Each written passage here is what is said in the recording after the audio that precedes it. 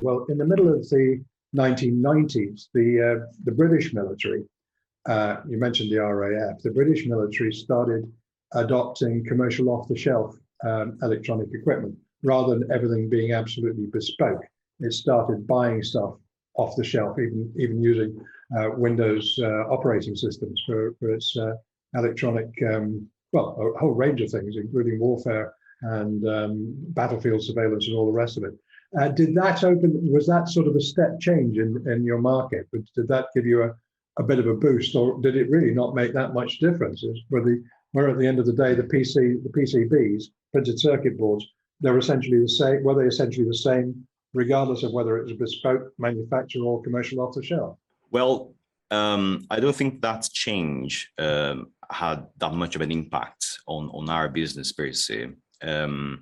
However, it is true that when you have, commercial products getting into defense and military, then you have a different, set of issues and struggles.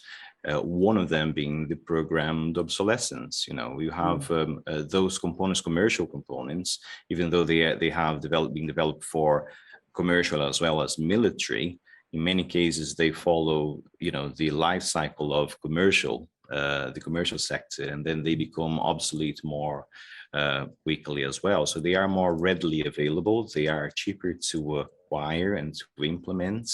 But if you don't have, a plan, an obsolescence management plan, which involves developing the capabilities to look after that asset throughout the project, and that project can always be extended. We have seen I've been doing this for over 20 years, and I've seen so many projects that had best before date, 2008, and they're still going, and they've been extended until 2035. Yeah. And in some cases, they included commercial parts.